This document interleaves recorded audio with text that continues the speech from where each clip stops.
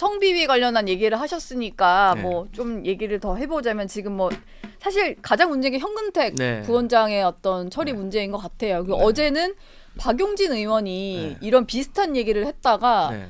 또 이제 친명 원외 조직에게 엄청나게 비판을 받으시더라고요. 네. 뭐 한동훈 위원장에 빗대가지고 네. 한동훈 위원장 같으면 이렇게 했겠냐 뭐 이런 말을 해서 네, 맞습니다. 근데 사실은 당 내에서도 박용진 의원조차도 그런 말을 할 정도로 지금 민주당의 어떤 성추문에 휩싸인 친명 인사에 대한 조치가 좀 늦는 거 아닌가 네. 이런 생각이 듭니다. 맞습니다. 아쉬운 부분이 있죠. 예. 그런데 제가 다시 말씀드리지만 항상 결과를 봐줬으면 좋겠다. 나중에 결과적으로 뭐 공천이 됐다. 공천을 받아서는 안 될 분이 됐다. 그러면 비난 받아야죠. 그런데 이게 또 사람이 하는 일이지 않습니까? 예. 그리고 당에 어쨌든 기여한 부분도 있는데 그런 부분을 딱딱딱 이게 그리고 뭐가 명쾌하게 결과가 떨어진 게 아니라 또 진행 중인 부분도 있거든요. 그래서 그런 부분에서 매우 어렵다. 그래서 근데 이것을 또 무 자르듯이 바로바로 결정하잖아요. 이게 또 공천 파동된다니까요. 네, 그래서 그런 어려움이 있다. 그래서 예. 결과적으로는 결과를 좀 봐주시라 이런 말씀드리겠습니다. 예. 저는 이제 현근택 이분은요 이재명 측의 변호인이에요. 이화영 변호도 하고 이재명도 많이 도와줬고 옛날에 그 서류까지 이재명 대표 측이 갖다 줘가지고 수사받고 있죠. 그러니까 이제 그 예. 아마 이제 자기 사람이니까 단호하게 못 내치지만 지금이라도요 이재명 대표가 이제 읍참 건택, 읍참 마속이 아니고 읍참 건택, 읍참 근택을 하라. 건택을 안 치면요 예. 당이 이게 난리 날 겁니다. 네. 지금이라도 이게 빨리 단호하게 정리해야 되고 그다음에 정봉주 이분이 직책이 지금 교육연수원장입니까? 네. 그러면 이분이 뭐 성희롱 예방 교육 연수원장인지 성추행 예방 교육 연수원장 예. 그게 적임자죠. 네. 법으로는 무죄 나왔어요. 법으로 무죄 나왔다 해서 이게 정치적으로 무죄 아닙니다.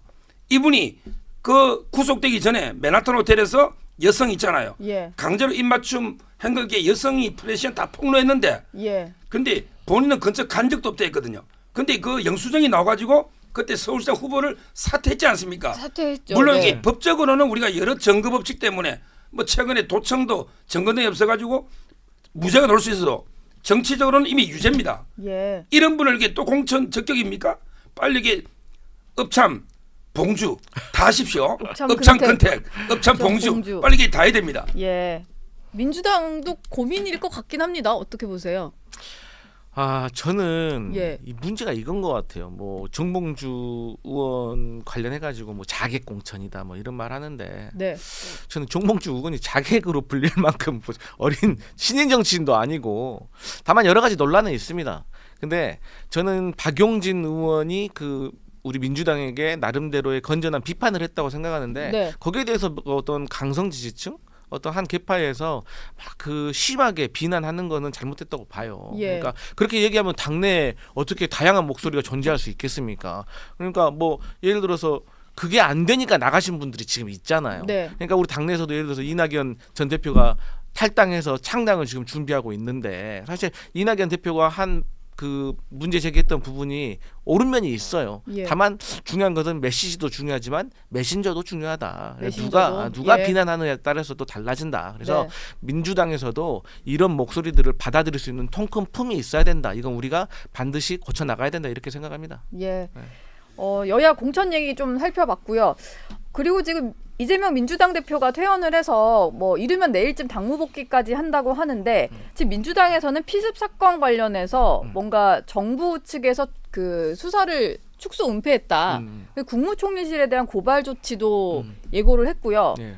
일단 정청래 최고위원은 매일 아침 이제 아침 회의 때마다 그 그렇습니다. 음모론, 지금 국민의힘에서는 그걸 음모론이라고 네, 합니다. 네, 네. 그런 주장들을 하고 있습니다. 네. 이제 이런 면이 있는 것 같아요. 저는 뭐 예. 정청래 의원 발언을 제가 막 일일이 다 기억하고 있지는 않지만 제가 이제 뭐 당내 어떤 분위기를 좀 살펴보면 최초에 그 우리가 이재명 대표의 피습 사건을 접했을 때 바로 흉기가 목에 들어왔다고 사람들은 그렇게 이해를 했어요. 네. 그런데 나중에 민주당이 거의 찾아내다시피 해서 찾은 그 이재명 대표의 피 묻은 와이셔츠를 보니까 옷깃에 관통을 해서 목을 들어갔다는 거 아니겠습니까? 예. 그러면 만약에 옷깃에 사실 넥타 그 와이셔츠 옷깃이 강해요. 근데 네. 이걸 뚫지 않았다면 바로 어떤 더 안타까운 병고가 생겼을 수도 있는 거거든요. 그러면 더 큰 이게 부상으로 국민들이 처음에 그것을 느꼈을 때 충격이 훨씬 컸을 거예요. 네. 그렇게 되면 그때 상황에서 뭐 헬기 이송을 했는 이러한 어떤 다른 어떤 방향으로 흘러가지 않고 아 정말 심각하구나 어떻게 이런 일이 발생할 수가 있지 이렇게 흘러갈 수가 있었는데 그게 간과되고 다른 데로 가고 또 이게 다리나 손에 뭐 1.4cm하고 1cm는 별 차이가 없겠지만 네.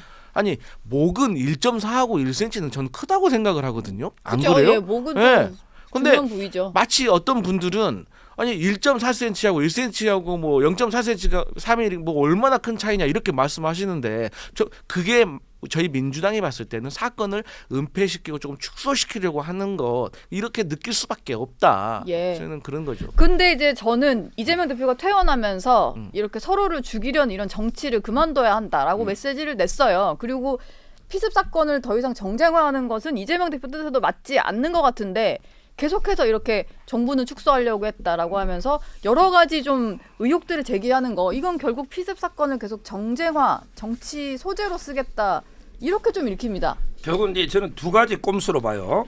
예. 하나는 이제 이거 헬기를 직권남용해가 헬기 탄 거, 그다음에 서울대 병원 간 거 이 비난 여론이 많죠. 요 관심을 좀 돌려보자. 네. 요게 첫째 꼼수고 두 번째는 이제 정청래 최고가 지은 죄가 많아요. 왜 서울대 병원이 부산대 병원보다 잘하니까 옮겼다. 이 말을 정청래가 한 거예요. 그런 말을 했었습니까? 했잖아요. 예. 네. 서울대 병원이 잘하니까 옮겼다. 예. 여기에 대해서 비난 여론이 너무 많으니까 자기도 이게 이제 관심을 좀 돌려야 되겠다. 이 두 가지 꼼수로 자꾸 이게 그 괴담 퍼뜨리는데 아니 총리실이 굳이 그걸 이게 축소가 가능합니까? 병원이 다 있고 예. 이게 열상이면 어떻고 자상이면 어때요? 열상 자상 구별하는 국민이 얼마나 있습니까? 그다음에 나중에 1.4cm는 서울대 병원에서 수술하고 나서 예. 그때 0.9 짓고 1.4다 최종 놓은 거고 초기에는 약 1cm 정도 뭐 열상이다 이 발표 아닙니까? 예. 이게 전문가가 아닌데 0. 몇 cm 틀린 게 이게 업무입니까? 근데 전 국민이 그 범행을 다 이게 봤잖아요. 예. 열상하고 자상은 잘 모를지 몰라도 경상하고 중상은 다 구분해요. 심각하다고. 그리고 마지막으로 제가 한 말씀 좀 드리고 싶은 게 네. 어쨌든 이거 피해당한 사람이 이재명 대표 아닙니까? 예. 병상에도 누워 있었잖아요. 네. 근데 누워 있는 사람을 고발하는 건 뭡니까 진짜? 예. 그 옆에 우리 100번 양보해가지고 우리 서정호 변호사님 말처럼 정청래 최고위원 고발하는 건 제가 그런다고 쳐요.